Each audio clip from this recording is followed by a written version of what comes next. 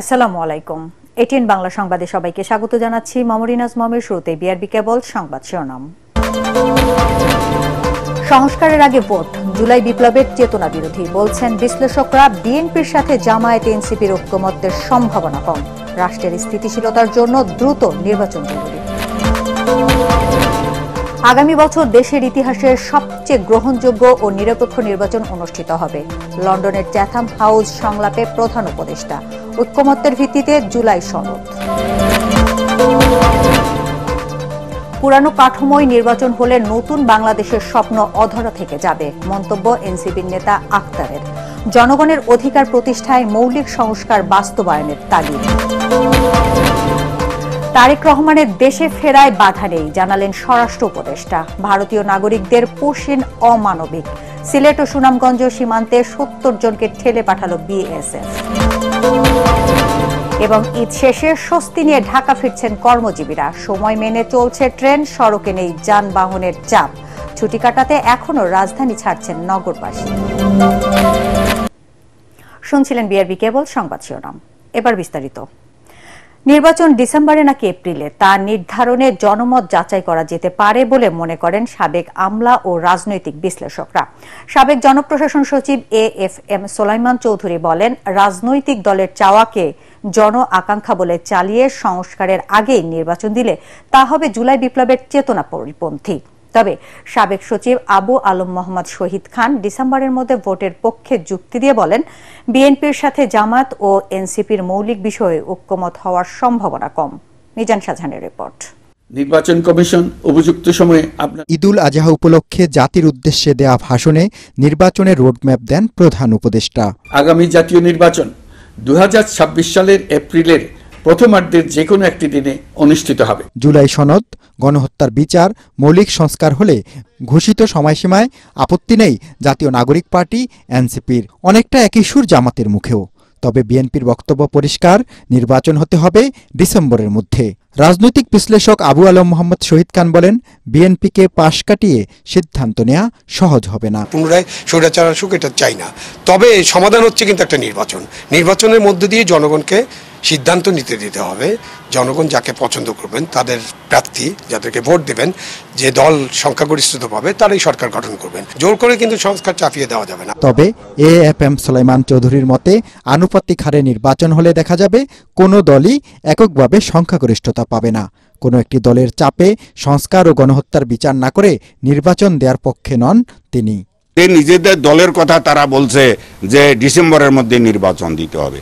সাধারণ মানুষ কিন্তু ডিসেম্বরের মধ্যে নির্বাচন চায় না, একদম পরিষ্কার। রাজনৈতিক দলগুলি দেশের সাধারণ মানুষের সঙ্গে মত বিনিময় করুক, সাধারণ মানুষের মনের কথাটা তারা যেন তুলে আনে। কিছু কিছু দলের চাপে সংস্কার কমিশনের সুপারিশের আগেই নির্বাচন কমিশন গঠন করা হয়েছে বলে মনে করেন সোলাইমান চৌধুরী।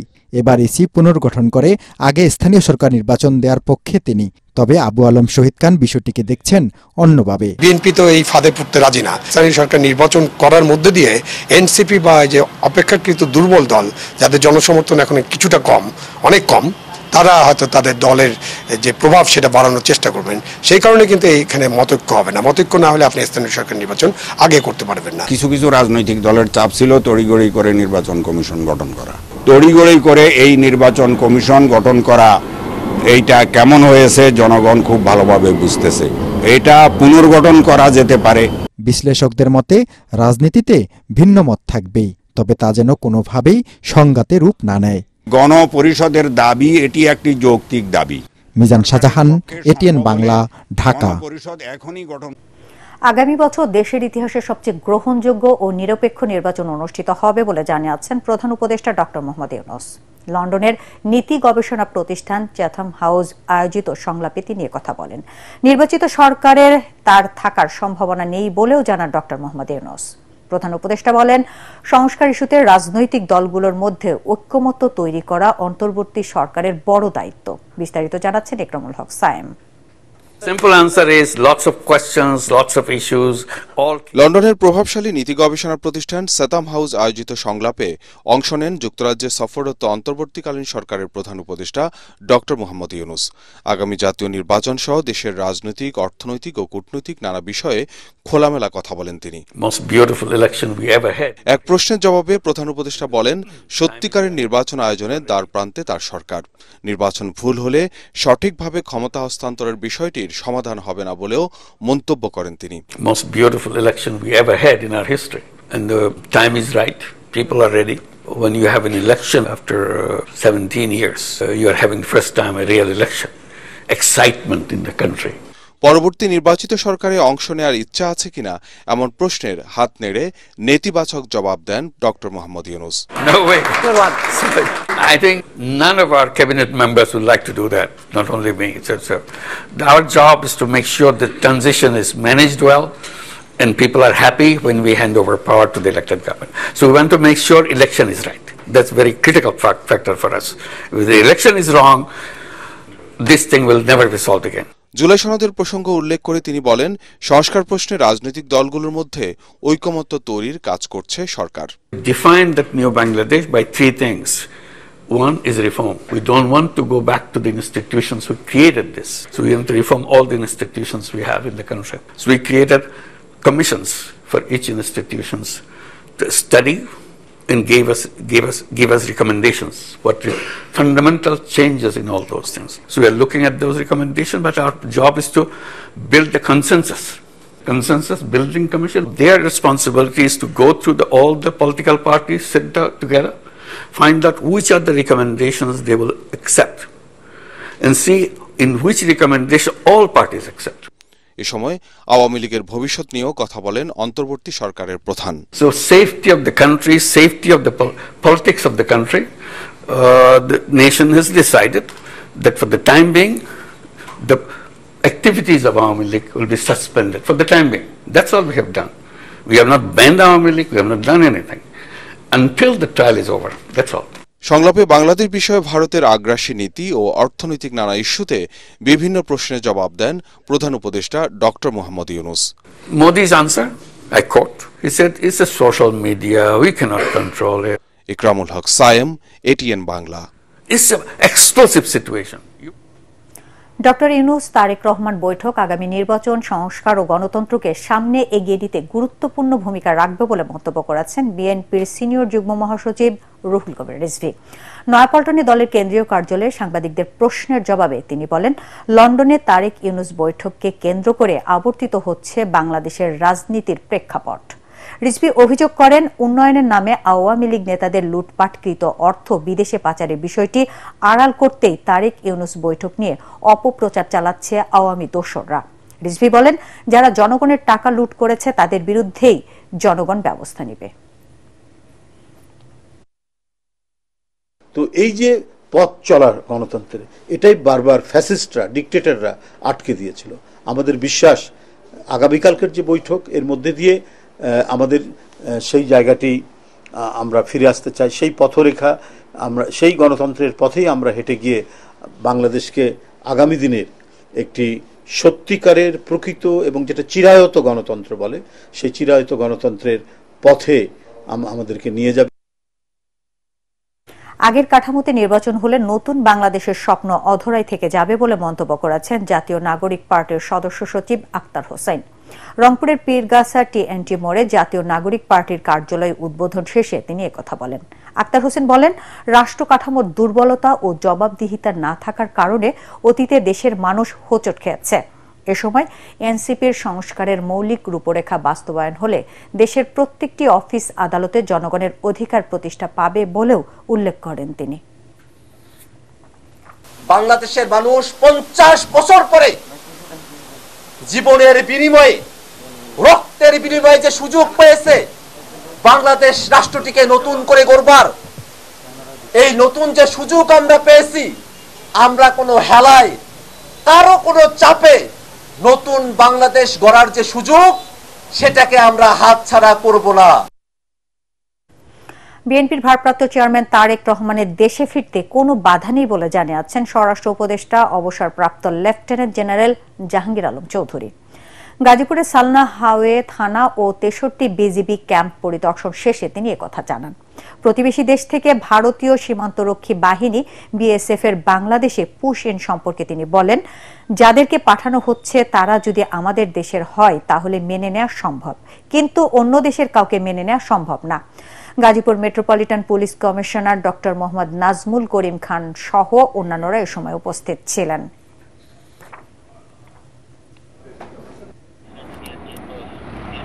ওনার তো দেশে ফেরার তো কোনো অসুবিধা নেই, উনি যেই কোনো সময় ইচ্ছা, উনি বাংলাদেশের নাগরিক, যে কোনো সময় ইচ্ছা উনি দেশে ফিরবেন। ওনারা যেই সময় উনি নিজেরে যেই সময় উনি মনে করবেন উনি সেই সময় দেশে ফিরবেন। আমাদের বাংলাদেশি নাগরিক যদি ওই অগদেশে থাকে আমরা অবশ্যই নিব, কিন্তু তারা একটা প্রপার চ্যানেলে আসতে হবে। নিয়ম হইল প্রপার চ্যানেলে। ওনারা করে নাকি এটা ফলো না করে এই জঙ্গলে রাস্তা দেখি জায়গায় না ওই সব জায়গায় গিয়ে করে। সিলেট ও সুনামগঞ্জ সীমান্ত দিয়ে 70 জনকে পুশ ইন করেছে ভারতীয় সীমান্তরক্ষী বাহিনী বিএসএফ। এর মধ্যে সিলেট সীমান্ত দিয়ে 53 ও সুনামগঞ্জ সীমান্ত দিয়ে 17 জনকে পুশ ইন করেছে বিএসএফ। গতরাত 1টা থেকে ভোর 5টার মধ্যে এসব মানুষকে বাংলাদেশে ঠেলে দিলে বিজিবি তাদের আটক করে। সিলেট 48 বিজিবি জানায়, বিএসএফ 2 ও 4 ব্যাটালিয়নের সদস্যরা সিলেটের নোয়াকোট, কালাইরাগ, শ্রীপুর, মিনাটিলা ও সুনামগঞ্জের সাতুক সীমান্ত দিয়ে এসব বাংলাদেশিকে পাঠিয়ে দেয়। আটককৃতদের বাড়ি কুড়িগ্রাম ও লালমনিরহাট জেলায়। এ বিষয়ে আইনি প্রক্রিয়া চলমান বলে জানিয়েছে বিজিবি।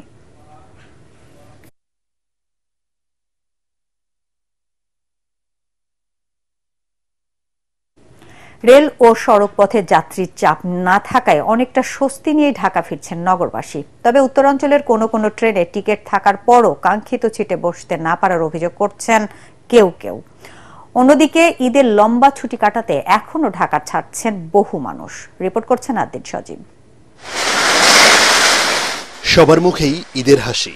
এবার ছুটি বেশি, এখনো আছে কদিন বাকি, তবুও খুশি পরিবার, আত্মীয় স্বজন, বন্ধুদের সঙ্গে ঈদের আনন্দ ভাগাভাগি করতে পেরে। আলহামদুলিল্লাহ ঈদ অনেক ভালো কাটছে। এবার আসলে ফুল ফ্যামিলি একসাথে ঈদ করা হয়েছে। আমি 2 তারিখে গিয়েছিলাম, আজ আজকে আসলাম, তো কোনো সমস্যা হয়নি, মানে ভালো লেগেছে। ব্যস্ত শহরে ফেরাটা জীবনেরই বাস্তবতা। নানান জনের নানান প্রয়োজন থাকে, ঈদ যাত্রায় থাকে টিকিট পাওয়ার বিড়ম্বনাও। সব অসুবিধা সামলে জীবনকে আরো গুছিয়ে নিতেই এই ছুটে আসা। এখন একটু ভিড় আছে ট্রেনে, তারপরেও ট্রেন জার্নিটা একটু ভালো লাগে, এই জন্য ট্রেনে আসা।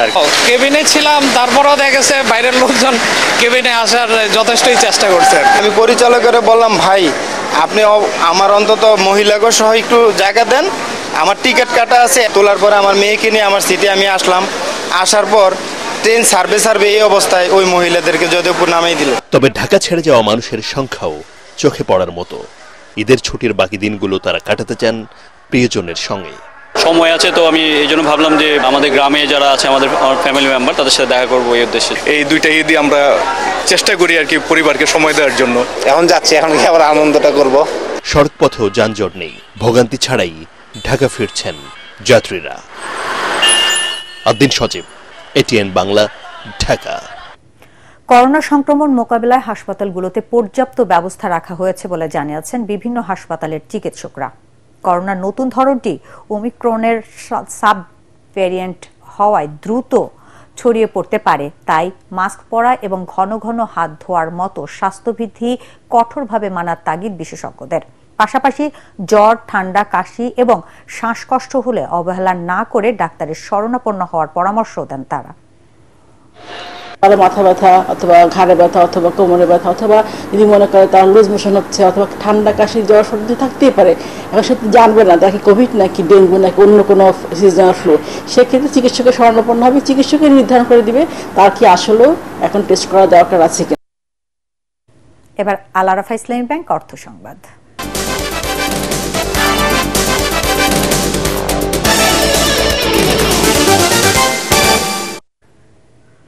ঈদের ছুটির মধ্যে সীমিত পরিসরে ব্যাংকের কিছু শাখা দুপুর 2টা পর্যন্ত লেনদেন হয়েছে। আমদানি ও রপ্তানিমুখী শিল্প প্রতিষ্ঠান ও গ্রাহকদের বৈদেশিক লেনদেন সহজ করতে সরকারি ছুটির মাঝে গুরুত্ব বিবেচনায় ব্যাংকের কোনো কোনো শাখা খোলা রাখা হয়। ঢাকা, চট্টগ্রাম ও অন্যান্য গুরুত্বপূর্ণ বাণিজ্যিক এলাকার অথরাইজড ডিলার এডি শাখায় সীমিত পরিসরে লেনদেন হয়। এদিন জমা দেওয়ার চেয়ে টাকা উত্তোলনের পরিমাণ ছিল বেশি। এদিকে গ্রাহকদের চাপ না থাকায় ঈদের শুভেচ্ছা বিনিময় করতে দেখা গেছে অনেককেই। ছুটি শেষে রোববার থেকে ব্যস্ততা বাড়বে ব্যাংক পাড়ায়। সেভিংস অ্যাকাউন্টে টাকা ওঠানোর জন্য আসছি। আমি আসছিলাম চালান জমা দিতে, কিন্তু এই চালানের যে বিভাগটা আজকে বন্ধ থাকায় চালান নেওয়া জমা হয়নি। নগদ টাকা উত্তোলন এবং জমা দেওয়া খুব ভালো রেসপন্স পাচ্ছি আমরা। পোশাক শিল্প বা ওই রিলেটেড রপ্তানি বিল ক্রয় বিক্রয়ের জন্য যে ঈদের আগে খোলা রাখা হয়েছিল, সেদিন আমরা কিছু রপ্তানি বিল করতে পারছি, কিন্তু আজকে বা গতকাল আমাদের এই নর্মাল 2-4 জন কাস্টমারই শুধু আসতেছে। ঈদের ছুটিতে খাগড়াছড়ির পর্যটন স্পটগুলোতে এখন দর্শনার্থী ও পর্যটকদের উপচে পড়া ভিড়। ঈদের ষষ্ঠ দিনেও মুখর জেলার আলুটিলা রহস্যময় গুহা, রিছাং ঝর্ণা, জেলা পরিষদ পার্ক, চেঙ্গি নদীর পাড় সহ প্রাকৃতিক সৌন্দর্য বেষ্টিত বিভিন্ন স্থান। হোটেল রিসোর্টেও বুকিং ভালো থাকায় খুশি ব্যবসায়ীরা। এছাড়া জমে উঠেছে হস্তশিল্পের দোকানে বেচাকেনা সহ পর্যটক নির্ভর ব্যবসা বাণিজ্য। এবার খেলার খবর।